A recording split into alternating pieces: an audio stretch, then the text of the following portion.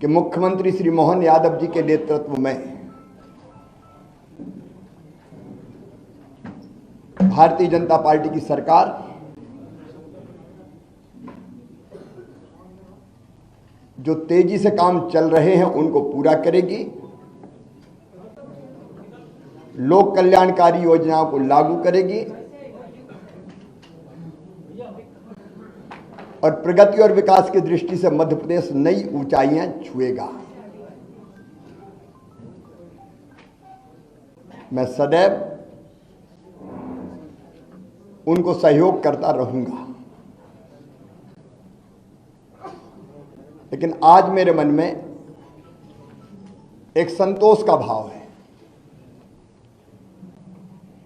2003 में उमा जी के नेतृत्व में भारी बहुमत से भारतीय जनता पार्टी की सरकार बनी थी और उसी सरकार का नेतृत्व मैंने उमा जी तिरंगा यात्रा और तिरंगा वाला जो हमारा उनका प्रकरण था, उसके बाद उन्होंने पद छोड़ा था और फिर श्रीमान गौर साहब के नेतृत्व में सरकार चली, फिर मैंने सरकार संभाली। उमा जी के नेतृत्व में कार्यकर्ताओं के परिश्रम से वो सरकार बनी थी। 2008 में हम फिर सरकार वापस लेके आ पाए जनता के आशीर्वाद से। 2013 में फिर भारतीय जनता पार्टी की सरकार भारी बहुमत से बनी। 2018 में वोट हमें ज्यादा मिले, लेकिन सीटों के गणित में हम पिछड़ गए थे, लेकिन बाद में फिर हमने सरकार बनाई। और आज जब मैं यहां से विदाई ले रहा हूं तो मुझे इस बात का संतोष है कि 2023 में फिर भारी बहुमत से भारतीय जनता पार्टी की सरकार बनी है। मेरा मन आनंद और संतोष से भरा हुआ है। लाखों कार्यकर्ताओं के परिश्रम से, प्रधानमंत्री जी के आशीर्वाद से, उनकी लोकप्रियता के कारण और केंद्र और राज्य की भी कल्याणकारी योजनाओं के कारण, जिसमें लाडली बहना का भी योगदान जबरदस्त है, ये सरकार बनी। लेकिन मेरे मन में संतोष है कि सरकार, भारी बहुमत वाली सरकार, जिसको 48.55% वोट मिले, अब तक के सबसे ज्यादा, वो सरकार बना के मैं जाऊंगा।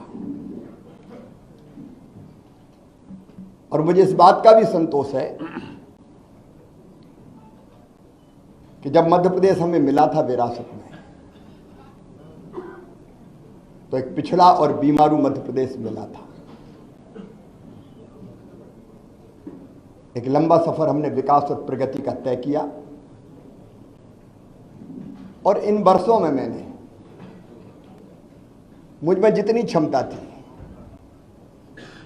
मुझ में जितना सामर्थ्य था, मैंने पूरा झोंक के अपने प्रदेश के लिए और जनता के कल्याण के लिए काम करने की कोशिश की।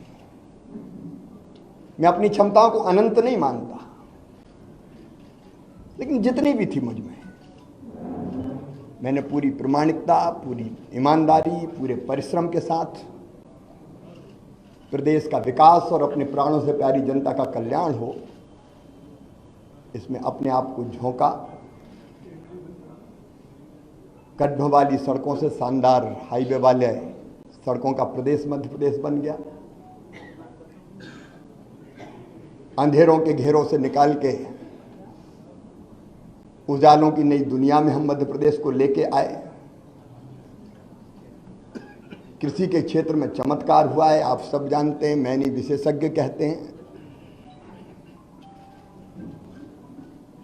159 लाख मीट्रिक टन से उत्पादन बढ़ के 619 लाख मीट्रिक टन हुआ। एग्रीकल्चर ग्रोथ मध्य प्रदेश की चमत्कृत करने वाली है। और वही मध्य प्रदेश की आर्थिक प्रगति का फिर बड़ा कारण बनी। 11,000 रुपया पर कैपिटा इनकम से हम 1,40,000 रुपया तक लेके आ पाए। 71,000 करोड़ की जीएसडीपी को हम बढ़ा के आज 14 लाख करोड़ के पार ले गए। इंडस्ट्रियल ग्रोथ रेट भी हमारी 24% पहुंच गई। और सामान्य शब्दों में अगर मैं सोचता हूं तो भट्ट सुअर से हमारा सफर यहां शुरू हुआ था, उससे मेट्रो ट्रेन तक का सफर हमने तय किया। टपरे वाली आईटीआई से हम ग्लोबल स्किल पार्क तक पहुंचे। मेडिकल कॉलेज नए हो या सीएम राइज स्कूल हो, टूरिज्म के क्षेत्र में काम करना हो या सांस्कृतिक पुनरुत्थान का एक नया दौर प्रारंभ करना हो, जिसमें महाकाल महालोक से लेके देवी लोक और एकात्म धाम जैसे केंद्र स्थापित हुए, ये सारे काम मेरे मन को संतोष देते हैं और लगता है कि हम कुछ सार्थक कर पाए। लेकिन इसके साथ दो चीजों का उल्लेख मैं और करूंगा। एक, महिला सशक्तिकरण मेरे लिए वोट प्राप्ति का जरिया नहीं है, वो मेरी अंतरात्मा से निकला। क्योंकि बचपन से मैंने बेटियों की अपने गांव में ही और बहनों की दुर्दशा देखी थी। बेटियां कोख में मारी जाती थी, उस पीड़ा ने जन्म दिया लाडली लक्ष्मी जैसी योजना को। उसके पहले भी कुछ पत्रकार मित्र जानते हैं, जब मैं कुछ नहीं था तब भी मैं बेटियों की शादी करता था। मैंने सोचा नहीं था कि मैं कभी मुख्यमंत्री बनूंगा। ये तो भारतीय जनता पार्टी ही ऐसा दल है जो एक साधारण कार्यकर्ता को उठा के ले जाती है। मेरी कल्पना नहीं थी, लेकिन बनते ही लाडली लक्ष्मी कन्या विवाह, 50% रिजर्वेशन स्थानीय निकाय के चुनाव में हो या गवर्नमेंट सर्विसेज में 35% तक रिजर्वेशन को पहुंचाना हो, या संपत्ति की खरीद में स्टाम्प शुल्क की कमी हो, या फिर लाडली बहना जैसी और संबल जैसी योजना हो। वो योजना बना के अपनी बहनों की जिंदगी में और बेटियों की जिंदगी में हम खुशी के पल ला पाए। और लाडली लक्ष्मी जैसी योजना से सेक्स रेशियो में परिवर्तन आया, वो केवल कागजी नहीं रही। और जब 2017 में मैंने आहार अनुदान योजना शुरू की थी बेगा भारिया शहरिया बहनों के लिए, और जब पोषण का स्तर सुधरा तो वो लाडली बहना की आधार अगर बनी तो वो योजना बनी। और उसके कारण भी बहनों की जिंदगी में जो परिवर्तन आए वो अद्भुत है। और दूसरा, आप देखेंगे खेती के क्षेत्र में केवल सिंचाई ने चमत्कार तो किया ही, लेकिन 0% ब्याज पे कर्जा देने से लेकर बोनस जैसी अवधारणा लाभकारी मूल्य देने के लिए हमने शुरू की। और किसानों के लिए भी हम काफी काम कर पाए। गरीबों के लिए मैं एक एक योजना का नाम नहीं लूंगा, लेकिन अनेकों कल्याणकारी योजना। और पिछला जो कार्यकाल था अभी जो गुजरा है, ये तो कोविड के दौरान 2 साल तो कोविड रहा, 1.25 साल ही हम ढंग से काम कर पाए। और कोविड में भी मैं एक चीज मुझे रोमांचित करती है, जब मजदूर पैदल आ रहे थे अपने सर पे गठरियां रख के, तो मेरी अंतरात्मा ने कहा कि मध्य प्रदेश की धरती पर कोई मजदूर पैदल नहीं चलना चाहिए। वो कठिन समय था, बसें लगाना और लोग नियुक्त करना, कर्मचारी अधिकारी, लेकिन हमने मध्य प्रदेश की धरती पर फिर मजदूरों को पैदल नहीं चलने दिया। सीएम राइज स्कूल में मानता हूं अस्पताल में जन्म लिया इस योजना ने, जब मैं भर्ती था कोविड में खुद। तो कई तरह के काम ऐसे हैं जो हम कर पाए। और आज एक संतोष के साथ एक अच्छी सरकार और अच्छा नेतृत्व पार्टी ने तय किया है, उनको सौंप के हम आगे का सफर प्रारंभ करेंगे। पार्टी के कार्यकर्ता के नाते, समर्पित कार्यकर्ता के नाते, मैंने सदैव कहा भारतीय जनता पार्टी मिशन है मेरे लिए, राष्ट्रीय पुनर्निर्माण का। जनता के कल्याण का, दरिद्र नारायण की सेवा का। वो काम लगातार चलता रहेगा। मैं अंत में इतना ही कहता हूं कि मुख्यमंत्री रहते हुए भी जनता से मेरे रिश्ते कभी मुख्यमंत्री और जनता के नहीं रहे, परिवार के रिश्ते रहे हैं। मामा का रिश्ता है प्यार का रिश्ता, और भैया का रिश्ता है विश्वास का रिश्ता। ये प्यार और विश्वास के रिश्ते को जब तक मेरी सांस चलेगी तब तक मैं टूटने नहीं दूंगा, और उनकी सेवा में जो बेहतर बन पड़ेगा मैं करने का सदैव प्रयास करता रहूंगा, क्योंकि जनता ही मेरे लिए सब कुछ है। जनता की सेवा भगवान की पूजा है, वो मान के मैं सदैव करता रहूंगा। मैं आज आभार प्रकट करता हूं अपने प्रधानमंत्री श्रीमान नरेंद्र मोदी जी का, केंद्रीय नेतृत्व का। उन्होंने न केवल जनता की सेवा का मौका मुझे दिया, बल्कि समय समय पर योग्य मार्गदर्शन भी किया, संपूर्ण सहयोग भी किया और मुझे दिशा भी दिखाई। मैं अपने प्रदेश के नेतृत्व का हृदय से आभारी हूं। प्रदेश अध्यक्ष जी सहित सभी मित्रों ने, संगठन के कार्यकर्ताओं ने सदैव मुझे सहयोग किया। कदम से कदम और कंधे से कंधा लेकर मिलाकर हम साथ चले।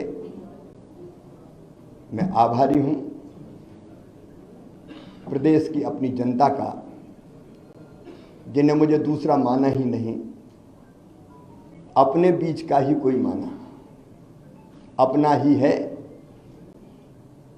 कभी गले लगाता था तो गले लगते थे, बच्चे छोटे छोटे वो मामा कह के पुकारते थे, मैं उनको चूमता था, गले लगाता था, गोद में उठाता था। ये ऐसा अद्भुत है जो मैं कभी ना तो छोड़ सकता और ना भूल सकता। मैं अपनी जनता का भी हृदय से आभारी हूं। मैं अपने प्रशासनिक मित्रों को भी धन्यवाद देता हूं इन योजनाओं को बनाने में। अब लाडली बहना जैसी योजना की केस स्टडी होनी चाहिए, 6 महीने के अंदर बनना और ढंग से इंप्लीमेंट होके बिना किसी डिफेक्ट के खाते में पैसा पहुंच जाने। प्रशासनिक दक्षता का एक उत्तम उदाहरण मैं मानता हूं।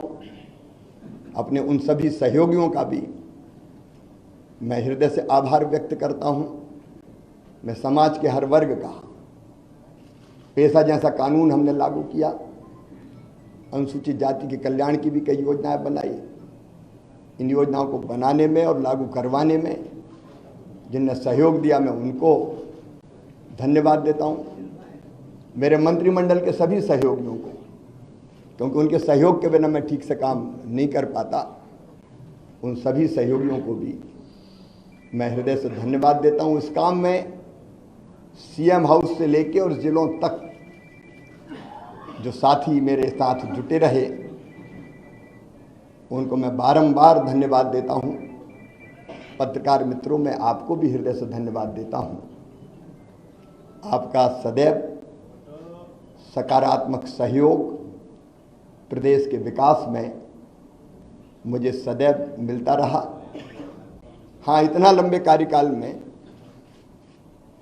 अगर कोई चीज़ ऐसी हो गई हो मुझसे, मैं जनता से भी निवेदन कर रहा हूं, मन में कभी मेरे दुर्भावना नहीं रही।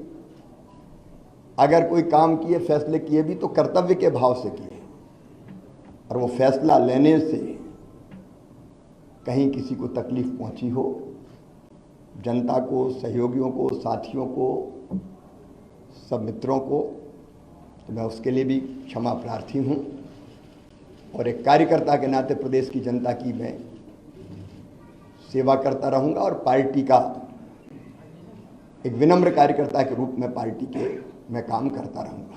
सर, मध्य प्रदेश में लाडली बहना बहुत भावुक है। उनके लिए आपका क्या संदेश है? आपसे मिलने के लिए हरिओम उसमें आपका क्या संदेश है? हरिओम बैठिए जी। हाँ मनोज जी।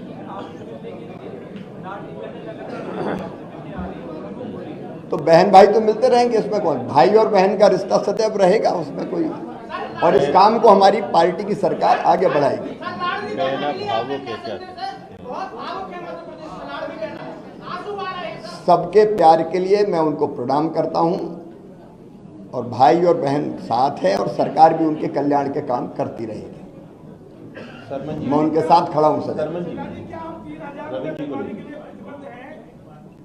भारतीय जनता पार्टी ने अपने संकल्प पत्र में जो कहा है वो क्रमशः पूरा करने का काम हमारी सरकार करेगी। सरमन जी, सरमन जी, सरमन जी, सरमन जी, क्या वो काम पूरा हो गया है या फिर चलिए प्रमोद। एमपी के लिए जितना काम करने का डेवलपमेंट का आपने सोचा था वो पूरा हो गया है? देखिए, काम कभी समाप्त नहीं होता, विकास का एक चरण पूरा होता है तो फिर दूसरा प्रारंभ होता है। विकास की यात्रा अनंत है। अब तक हमने जो यात्रा, जो सफर तय किया है वो संतोष देने वाला है। आगे मोहन जी के नेतृत्व में ये सफर और ऊंचाइयों पे जाएगा। सरमन जी बोलिए। मोहन यादव ने कहा लाडली बहना के बारे में सोचेंगे, अभी नहीं है, आगे बढ़ाएंगे कि नहीं? एक सवाल सबसे मन में है कि अब आपकी भूमिका क्या होगी? एक कार्यकर्ता की भूमिका है मेरी। देखिए, जब आत्म केंद्रित होता है व्यक्ति तो उसको लगता है कि मैं कहाँ हूं, लेकिन भारतीय जनता पार्टी में एक मिशन है, उसमें हर कार्यकर्ता के लिए कोई ना कोई काम है। तो जो भी पार्टी काम देगी वो काम मैं करूंगा। विधानसभा चुनाव के दौरान आपके अंदर एक ऐसा जज्बा, जुनून और जिद थी या बहुत गलत के साथ आप चुनाव क्षेत्र में जा रहे हैं, और बहुत सारे आपने ऐसे लक्ष्य भी निर्धारित किए थे। छोटा प्रश्न। वो आपको छोटा तो नहीं हो पाएगा, आपने बहुत सारे लक्ष्य भी निर्धारित किए थे। वो लक्ष्यों को पूर्ति के लिए क्या आपने मोहन यादव जी को बताया, क्योंकि आपसे जनता की अपेक्षाएं बहुत। देखिए, जिद थी, जुनून था, जज्बा था, और मैं चुनाव के दौरान कभी 2 घंटे से ज़्यादा नहीं सोया, क्योंकि भारतीय जनता पार्टी की सरकार वापस लाने की ड्यूटी सबकी थी, लेकिन मेरी सबसे ज़्यादा थी मुख्यमंत्री के नाते। तो मुझे लगता था कोई कसर ना रह जाए। 2018 की कसक मन में रह गई थी, तो मुझे लगता था कि कोई भी कसर ना रह जाए, इसलिए मैंने प्राण प्रण से काम किया। विजय, विजय, शुभम एक मिनट, शुभम एक मिनट, विजय, विजय पूछो, विजय पूछो।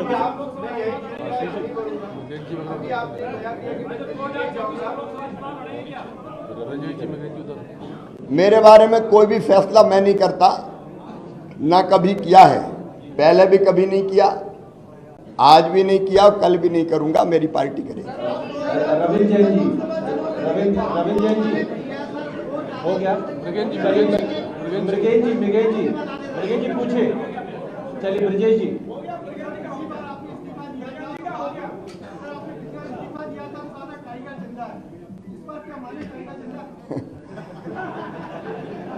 उस समय दूसरी सरकार बनी थी, कार्यकर्ताओं में हिम्मत और हौसले की जरूरत थी। इस बार तो ये सरकार ही काम करेगी। सर, एक सवाल है, आपकी एनर्जी का राज क्या है? ये अच्छा सर। जनता के प्रति मेरा कमिटमेंट, समर्पण और प्रतिबद्धता कि हर एक पल जनता की सेवा में लग जाए, वो मुझे थकने भी नहीं देती और रुकने भी नहीं देती। पूछिए।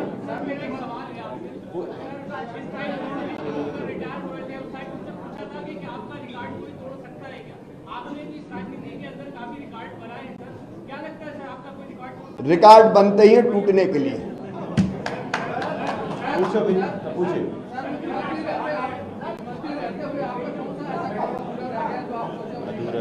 एकात्म धाम का जो काम है, अभी मैंने देखिए मुख्यमंत्री जी से एक मांग की, पर्यावरण एक ऐसा विषय है जो कहने के लिए नहीं है, करने के लिए है, और धरती को आने वाली पीढ़ियों के रहने लायक बनी रहने देना है। इसलिए मैं रोज पेड़ लगाता हूं।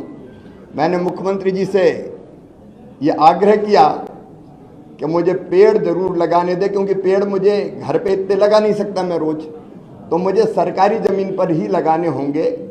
और उसके लिए ज़मीन उपलब्ध भी हो और पेड़ ऐसी जगह लगे कि सुरक्षित रहे। तो मैंने मुख्यमंत्री जी से आग्रह किया कि मुझे पेड़ ज़रूर लगाने दें, उसके लिए जगह मुझे मिलती रहे ताकि इस काम को मैं जारी रख सकूं। तो पर्यावरण के प्रति जागरूकता भी हम पैदा करते रहेंगे निरंतर। विजय पूछो, विजय विजय। मामा ने कहा था कि मैं दिल्ली नहीं जाऊंगा, मामा दिल्ली नहीं जाएंगे। मैंने उस दिन, जब आपको ध्यान होगा, जो संदर्भ था वो ये था कि बाकी दिल्ली में है, आप दिल्ली जाएंगे क्या। एक बात मैं बड़ी विनम्रता के साथ कहता हूं कि अपने लिए कुछ मांगने जाने से बेहतर मैं मरना समझूंगा, वो मेरा काम नहीं है। और इसलिए मैंने कहा था मैं दिल्ली नहीं जाऊंगा। अभी कुछ दिनों पहले आपने एक ट्वीट किया था, सबको राम राम। वो तो जब से हौस सवाल है तब से राम राम तो कर ही रहे हैं।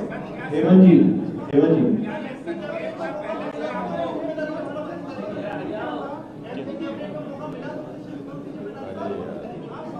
श्रुति, काल्पनिक सवाल है। श्रुति, श्रुति, अगर पार्टी आपको लोकसभा इलेक्शन लड़ाएगी तो आप लड़ेंगे? देखिए, ये भी काल्पनिक सवाल है। मैंने पहले ही अनेकों बार कहा है कि एक बड़े मिशन के लिए हम भारतीय जनता पार्टी का काम करते हैं, कार्यकर्ता है, और मिशन तय करता है हम कहाँ रहेंगे। देखिए, ये बढ़िया मैं क्षमा करें, एक बड़ा घटिया सोच है, मैं कहाँ रहूँगा, मैं कहाँ रहूँगा, मैं कहाँ रहूँगा। अब ऐसा आदमी कुछ नहीं कर सकता, सिर्फ अरे मैं नहीं बना, रोऊं गाऊं, बड़ा अन्याय हो गया। काय का अन्याय हो गया? अरे मैं आज कह रहा हूँ साहब, एक साधारण कार्यकर्ता को 18 साल मुख्यमंत्री बना के रखा भारतीय जनता पार्टी ने, कोई दूसरा पहलू नहीं देखते क्या? एक साधारण कार्यकर्ता को इतने साल भारतीय जनता पार्टी जिसने मुख्यमंत्री बना के रखा, सब कुछ दिया भारतीय जनता पार्टी ने मुझे, अब मुझे भारतीय जनता पार्टी को देने का वक्त आया है। ये सोच क्यों नहीं हो सकती? मुझे नहीं बनाया, क्या नहीं बनाया? और इसलिए मैं इससे ऊपर हूं बिल्कुल। अनुराग जी पूछिए। सर, आपकी लगातार आदत है 24/7 बिजी रहने की, आपने क्या प्लान किया है लगातार अब आगे व्यस्त रहने की? व्यस्त तो रहूंगा, अभी भी व्यस्त हूँ, आगे भी रहूंगा। अभी लोगों से मिल जो रहा हूँ, फिर पार्टी जो काम देगी वो करूंगा। फिर कई सामाजिक सरोकार है, पर्यावरण है, महिला सशक्तिकरण के काम में भी अवेयरनेस पैदा करना है। अब देखिए, मैंने कहा लाडली बहना से लखपति बहना, सरकार तो अपना रोल प्ले करेगी ही, लेकिन लखपति बहना के लिए अवेयरनेस पैदा करना, संगठित करना, सेल्फ हेल्प ग्रुप बने, काम धंधा करें, आगे बढ़ें, कई चीज़ें की जा सकती है अनेकों काम करने के लिए। तो मध्य प्रदेश में बैठे ही हूँ और मध्य प्रदेश देश में ही है, मध्य प्रदेश का छूटेगा। बहुत बहुत धन्यवाद। बहुत धन्यवाद। आप सभी सहभोज पे भोजन के लिए आप आमंत्रित हैं।